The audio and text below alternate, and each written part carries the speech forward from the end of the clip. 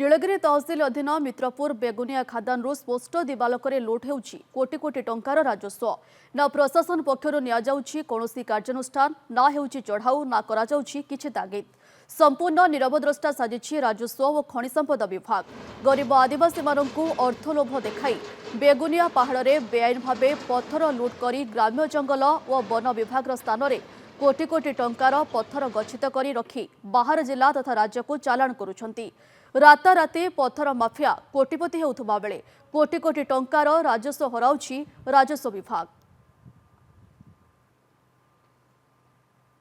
नीलगिरी चली पत्थर माफिया राज सकाळठू आरंभ करी राति पर्यंत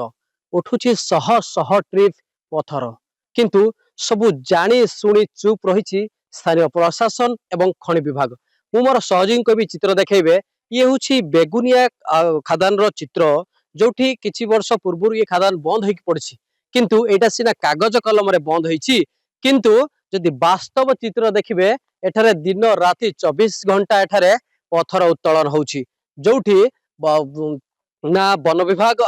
की दृष्टि देउछि ना स्थानीय तहसीलदार एठारे आसी देखुछंती ये जो राजस्व लूट होउछि कोटी कोटी टंकार जो राजस्व लूट होउछि कहा इंगित रे ये राजस्व लूट होउछि कहीं स्थानीय प्रशासन ये लूट को प्रोत्साह दउछि ताकू नहीं एबे साधारण रे प्रश्नवाची उठी आमे जेतेबेले खबर पाउछु निश्चित भाव में गाँव आसी पहुंचुछु कारण साधारण लोक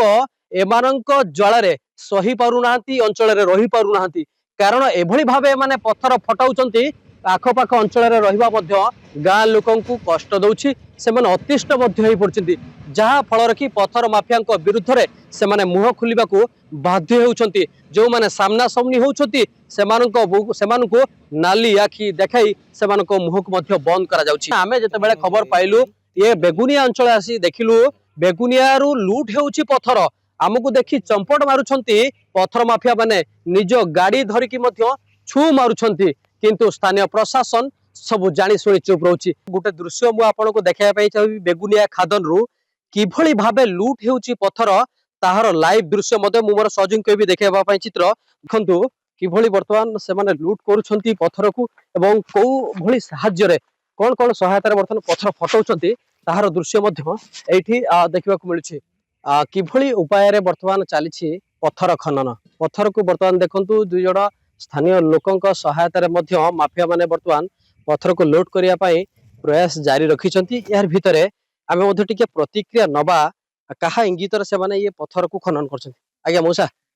ये जो पत्थर खोलुचंती कहा एटा कोउथि पई नउचंती काहे कि नउचंती एठु चोरी करिकी ई के कहिछि नवा पई माने ए पत्थर ने आपण केते टंका पाउचंती जो पत्थर पुडी की बाहर करछंती मजुरी गोटे गोटे पाउची आ मजूरी गोटे गोटे पाउचंती आ किए कहिछि नवा पई ई ताका ना कोन बसंत देहुरी